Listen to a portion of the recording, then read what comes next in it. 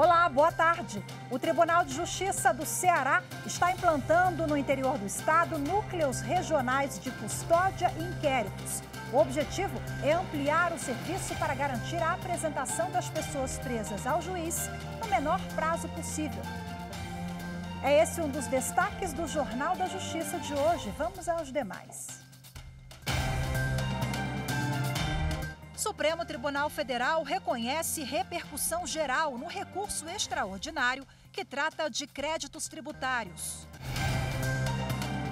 Ministros do Supremo Tribunal Federal anulam alterações na cobrança de custas judiciais no Rio de Janeiro. No entendimento do STF, somente a União pode legislar sobre direito processual. E ainda combate às fake news. Presidente do Tribunal Superior Eleitoral, ministro Edson Fachin, se reúne com representantes do Telegram.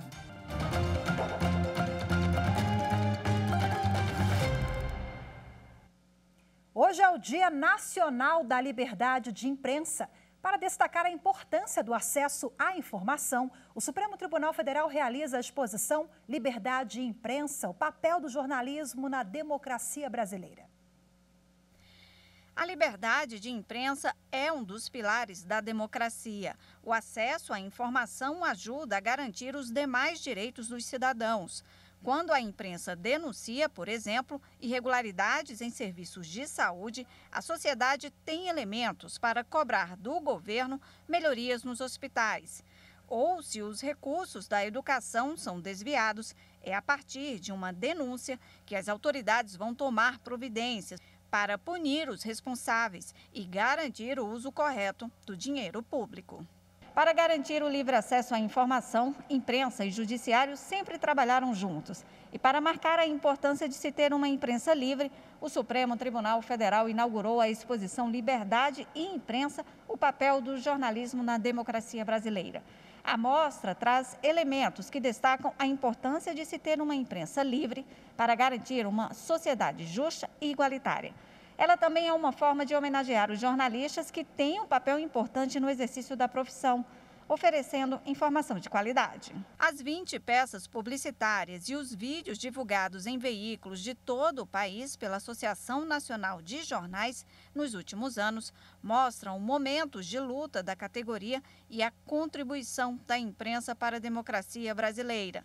Na abertura da exposição, o presidente do Supremo Tribunal Federal, ministro Luiz Fux, destacou a importância do jornalismo livre e profissional no combate às informações falsas e para o fortalecimento da democracia, principalmente em ano eleitoral. É a liberdade de imprensa que permite a autodeterminação da sociedade brasileira para fazer as suas escolhas políticas e as suas escolhas sociais. O ministro Luiz Roberto Barroso, do Supremo Tribunal Federal, se manifestou no Twitter sobre o Dia Nacional da Liberdade de Imprensa. Ele disse que, em tempos de notícias falsas, a imprensa profissional nunca foi tão imprescindível e declarou admiração aos profissionais que honram o papel de transmitir o fato com isenção e ética. A advogada Hanna Gomes destaca a atuação do STF para garantir a liberdade de imprensa. O Supremo Tribunal Federal já se manifestou em vários julgados e sempre defendendo a imprensa livre como um pilar da nossa democracia. Não é à toa que a Constituição reserva um capítulo inteiro próprio para a imprensa. A ela é dado o dever e o direito de bem informar a população, de modo a permitir que cada pessoa forme a sua opinião pública sobre os mais diversos setores e áreas da nossa vida. E a exposição Liberdade e Imprensa, o papel do jornalismo na democracia brasileira, pode ser visitada de forma presencial no Supremo Tribunal Federal até o dia 4 de julho. O presidente do Tribunal Superior Eleitoral, ministro Edson Fachin, se reuniu com representantes do aplicativo de mensagens Telegram. No encontro foram debatidas medidas para combater a desinformação. Participaram da reunião com o presidente do TSE, ministro Edson Fachin, 2 representantes do Telegram, Alan Campos Elias Tomás, representante legal da plataforma no Brasil, e Ilia Perekopski, vice-presidente do Telegram. Eles informaram ao ministro Fachin que o Brasil é uma das 3 economias emergentes mais importantes para a plataforma e que o monitoramento de conteúdos publicados em grupos é exclusivo do Brasil, mas pode ser replicado em outros países. Também mostraram algumas medidas que podem ser tomadas contra a desinformação. São pontos como a exclusão de posts específicos, a marcação de conteúdos como enganosos, a possibilidade de que usuários denunciem notícias falsas e a moderação de conteúdos feita pelo próprio Telegram. Os representantes também confirmaram o compromisso da plataforma de cumprir as leis brasileiras. O ministro André Mendonça, do Supremo Tribunal Federal, pediu vista e suspendeu o julgamento em plenário virtual do caso do deputado estadual Fernando Francischini, do Partido União Brasil do Paraná. Na semana passada, o ministro Nunes Marques anulou decisão do Tribunal Superior Eleitoral e devolveu o mandato ao parlamentar que havia sido cassado por propagar fake news sobre as urnas eletrônicas. O deputado Pedro Paulo Bazana, que ocupava a vaga de Francischini, recorreu. E a relatora do recurso, a ministra Carmen Lúcia, pediu que o caso fosse julgado no plenário virtual. No pedido de vista, o ministro André Mendonça afirma que o mesmo processo será julgado hoje à tarde pela 2ª turma do Supremo e que então seria prudente aguardar a decisão desse colegiado. E em plenário virtual, os ministros do Supremo Tribunal Federal decidiram anular alterações na cobrança de custas judiciais no Rio de Janeiro. Para o relator do caso, o ministro Edson Fachin, somente a União pode legislar sobre direito processual. Na ação direta de inconstitucionalidade apresentada ao STF, o partido Podemos questionou dispositivos da Lei Estadual Fluminense que modificaram a Lei de Custas Judiciais e o Código Tributário Estadual. A legenda partidária alegou que a alteração é inconstitucional e que o Estado não tem competência para criar novo tipo de custa processual. De acordo com o partido, a mudança criou uma nova modalidade de multa, 10 vezes maior do que o valor já previsto para as custas devidas. Por unanimidade, em julgamento no plenário virtual, os ministros do STF acataram os argumentos da defesa e anularam as alterações na cobrança de custas judiciais no estado do Rio de Janeiro. No entendimento do STF, somente a União pode legislar sobre direito processual. A Corte também entendeu que os valores de custas judiciais devem ter relação com os serviços prestados. Para o relator do caso, o ministro Edson Fachin, os artigos incluídos na lei estadual sobre gratuidade de justiça e multa desrespeitam a Constituição e constituem invasão da competência privativa da União. O Supremo Tribunal Federal reconheceu repercussão geral no recurso extraordinário que trata de créditos tributários. O STF vai decidir se municípios podem fixar correção monetária e juros de mora superiores ao da União. Quem traz as informações para a gente é a consultora jurídica da TV Justiça, Gisele Reis. Como devem ser as correções dos créditos tributários dos municípios? Em São Paulo, uma lei municipal permite a cobrança de taxa de juros e correção monetária em patamar superior à Selic, que é o índice utilizado pelo governo federal na cobrança dos créditos tributários federais. O Tribunal de Justiça de São Paulo afastou a aplicação da lei e o município alega no STF que o Tribunal de Justiça local violou a autonomia municipal para instituir e arrecadar tributos de sua competência.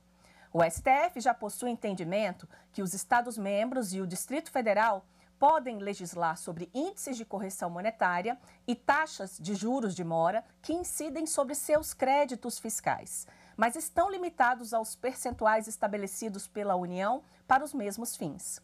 Os ministros agora vão decidir se essa conclusão do Supremo também se aplica à correção dos créditos tributários municipais. Por causa da repercussão geral reconhecida, o que for decidido pelo STF pautará a cobrança de créditos tributários em todos os municípios brasileiros. Veja a seguir, o Tribunal de Justiça do Ceará está implantando no interior do estado núcleos regionais de custódia e inquéritos. As informações em instantes. Voltamos já. Nós, advogados, temos uma missão em comum com o jornalismo da TV Justiça, que é justamente levar o conhecimento jurídico para toda a população brasileira, pautado pelos princípios da clareza e também o princípio da acessibilidade à justiça. Então, estou aqui para parabenizar a TV Justiça pelos seus 20 anos nessa nobre missão. Conte sempre conosco. A advocacia está do lado da TV Justiça.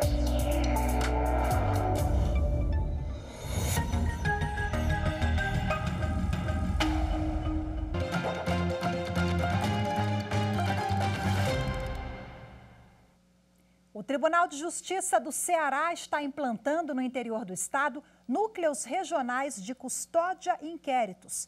Vamos acompanhar agora a reportagem de Pamela Lemos. 6 núcleos serão instalados no Ceará. O primeiro, com sede em Sobral, na região norte, está funcionando desde o último dia 9 de maio. Outros 2 foram inaugurados na semana passada. O de Caucaia, na região metropolitana de Fortaleza, e o de Crateús, a 352 quilômetros da capital.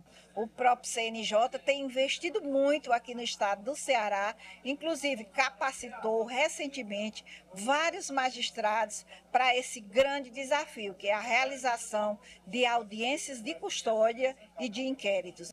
O projeto de audiências de custódia foi idealizado pelo Conselho Nacional de Justiça. Em Fortaleza, desde 21 de agosto de 2015, existe uma vara que trata do assunto. Atualmente, a unidade fica localizada aqui ao lado da Delegacia de Capturas, para facilitar a realização das audiências e garantir maior segurança. O TJCE também tem reforçado a quantidade de juízes que trabalham na vara de custódia da capital. De 2015 até 31 de maio de 2022, 19.416 autuados tiveram a prisão preventiva decretada pela Vara de Custódia de Fortaleza. 14.755 receberam alvará de soltura com medidas cautelares. 884 receberam alvará sem a aplicação de medidas. E 173 obtiveram o relaxamento da prisão. Voltando ao interior, os outros 3 núcleos regionais de custódia serão inaugurados em breve. O núcleo de custódia está sendo implementado para que nós possamos realizar as audiências de custódia e cuidar dos inquéritos e, com isso, aliviar muito o peso que tem hoje sobre os juízes criminais, né? Não é só em Caucaia, o nosso núcleo vai abranger um total de 39 municípios, atender uma população de quase 2 milhões de habitantes. Bom, e para a gente detalhar o assunto agora, eu converso ao vivo de forma remota com a juíza auxiliar do Tribunal de Justiça do Ceará, doutora Flávia Setúbal. Olá, seja bem-vinda, boa tarde. Olá, Rafaela, boa tarde. Bom, boa tarde a todos. Obrigada. Gostaria que a senhora explicasse para a gente quais as mudanças significativas que já estão sendo notadas nas 3 das 6 unidades que já foram inauguradas, doutora Flávia. As modificações mais significativas que a gente já pode perceber no tocante a essas audiências de custódias, que já estão sendo feitas de forma concentradas, em unidades especializadas, com juízes designados para esse fim específico. É isso? E também podemos destacar que isso libera os demais magistrados com competência criminal do Estado do Ceará a realizarem outras demandas, não vão mais se preocupar com audiências de custódia, pois vão existir, já está existindo 3, né? E serão implantados mais 3 núcleos específicos para essa competência. Então, isso libera os magistrados com outras competências criminais para se dedicarem às suas demandas.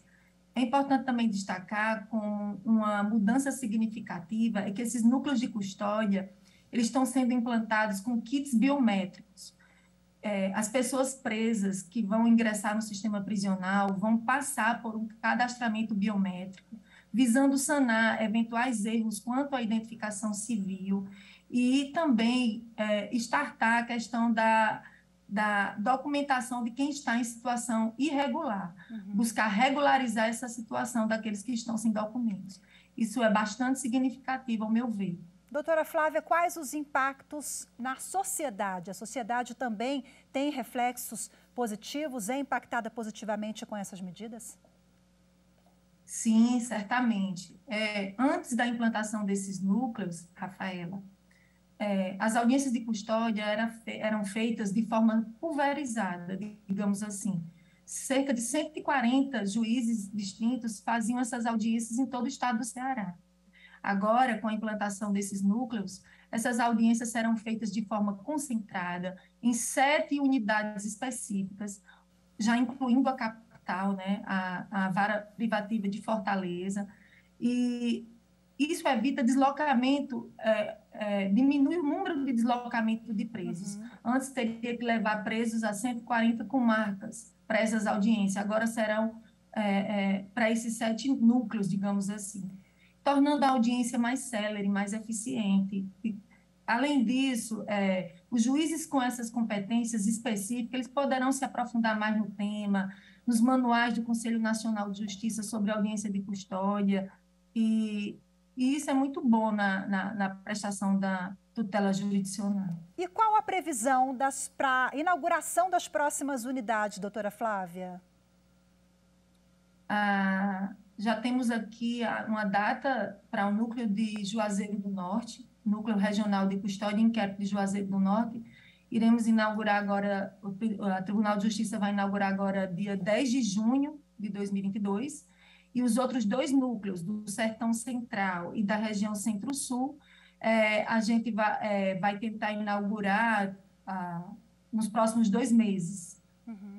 Bom, a audiência de custódia ela foi implantada por meio de uma orientação, uma medida do Conselho Nacional de Justiça, já está em vigor há algum tempo, né? Como é que a senhora avalia, o que mudou depois da realização dessas audiências? Eu posso falar de forma bem tranquila, porque além de estar nessa função administrativa, acompanhando essa implantação desses núcleos, eu sou titular da vara, uma das juízas titulares da vara de custódia de Fortaleza, então acompanho essas realizações de audiência de custódias diariamente, e tranquilamente eu posso dizer que avalio de forma muito positiva o projeto Audiência de Custódia, instituído em 2015, né? Veio para aperfeiçoar o sistema da justiça criminal, essas audiências de custódia. Veio também para cumprir obrigações assumidas internacionalmente, né, pelo Brasil, e ainda consolidar direitos fundamentais das pessoas presas. A audiência de custódia, sem dúvida, ela qualifica a porta de entrada do sistema prisional. Antes dela, o preso ele só tinha sua prisão avaliada com base em documentos, tão somente papéis, documentos. Hoje, com as audiências de custódia, é criada uma oportunidade do preso encontrar a pessoa do juiz, na presença da defesa, na presença do Ministério Público, em um ambiente de diálogo, onde serão ouvidos e evitados e prevenidos torturas, maus tratos, né? E também nessas audiências é tão importante porque se detecta pessoas em extremas vulnerabilidade, pessoas em situação de rua, dependentes químicos, em extrema pobreza, e a audiência de custódia, ela também serve de ponte para encaminhamento dessas pessoas a políticas públicas e a rede de proteção social, digamos assim. Ok, doutora Flávia, muito obrigada pela sua participação, viu? Sucesso na implantação das novas unidades, parabéns pela atuação de vocês, uma boa tarde, até a próxima. Obrigada, a presidência do tribunal agradece essa oportunidade, viu? Estamos sempre à disposição. Obrigada, tchau, tchau. E você vai ver a seguir no próximo bloco, motorista que não acata a ordem de parada da polícia comete crime. Os detalhes da tese estabelecida pelo STJ você acompanha em instantes. Até já.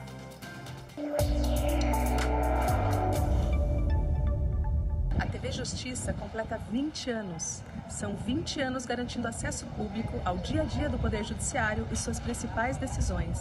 Isso é cidadania.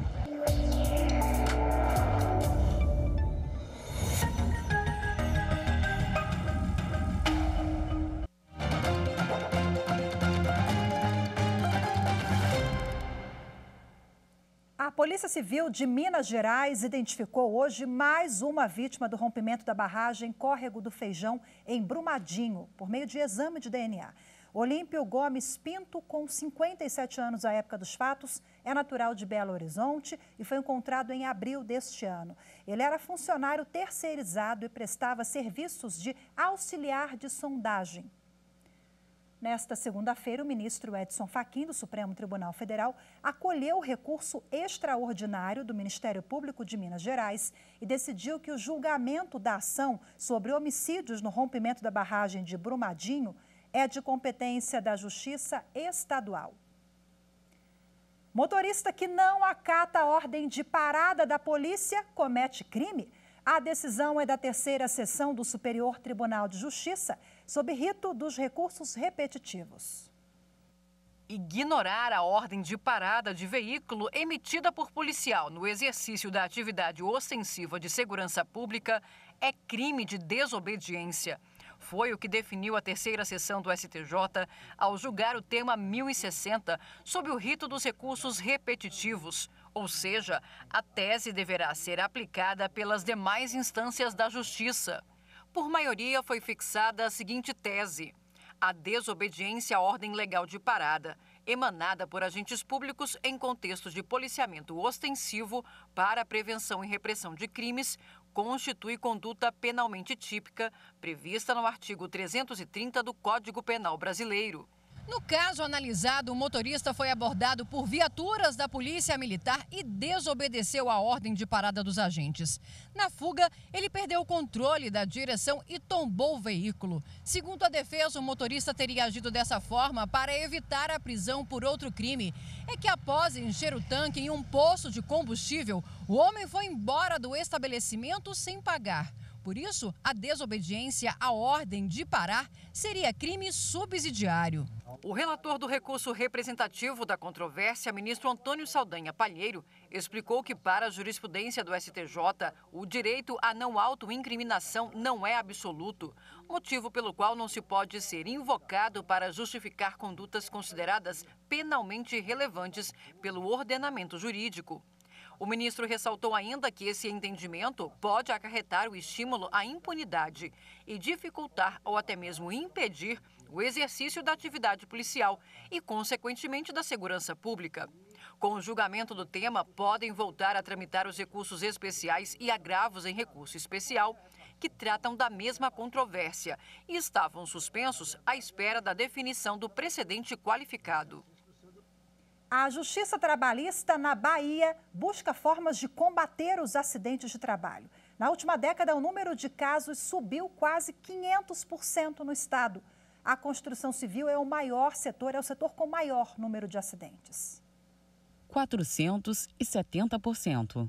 Este é o crescimento do número de acidentes de trabalho registrados de 2010 a 2021 na Bahia.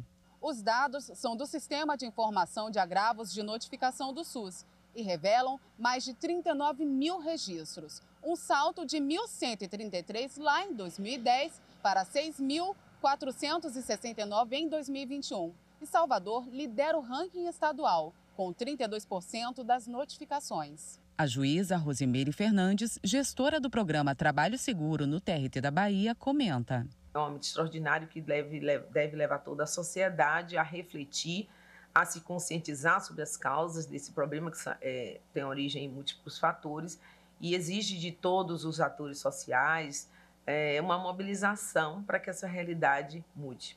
O levantamento também mostra que os pedreiros são os profissionais mais vulneráveis, correspondendo a 9,6% dos registros.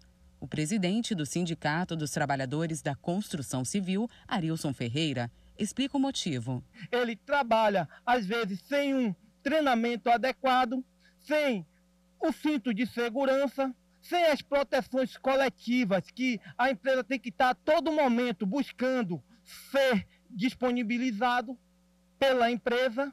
E aí acontecem as situações dos pedreiros se expor tanto ao risco e acontecer esse número absurdo que está aí citando os pedreiros. Arilson também revela os registros de acidentes na construção em 2022. Foi 8 em trabalho em altura, 6 típico e 4 choque elétrico.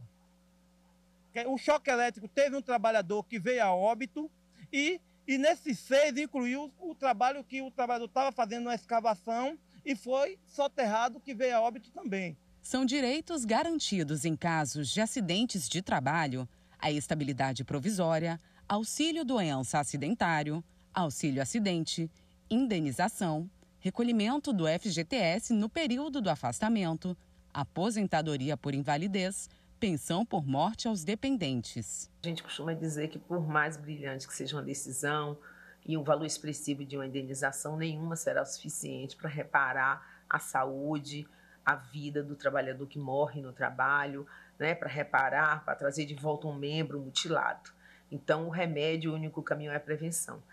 A prevenção exige a criação de uma nova cultura, né? Nós saímos da era da monetização do risco, com pagamento de adicionais, para a prevenção. E uma última notícia. O ministro Dias Toffoli do Supremo Tribunal Federal determinou que a medida provisória que restringe o uso de créditos e contribuições sociais a produtores e revendedores de combustíveis somente produz efeitos após 90 dias de sua publicação. O ministro acolheu parcialmente um pedido de liminar em ação ajuizada pela Confederação Nacional do Transporte. A CNT alega que a medida, ao alterar a lei que zerou a alíquota das contribuições até o final do ano, retirou das empresas o direito de manter os créditos decorrentes das operações com isenção fiscal. Segundo o ministro Toffoli, a medida provisória resultou em aumento indireto das contribuições e, portanto, deve respeitar a regra, a anterioridade nonagesimal. Hoje ficamos por aqui. Muito obrigada pela sua companhia. Ótima tarde para você. Eu te espero amanhã. Até lá. Tchau, tchau.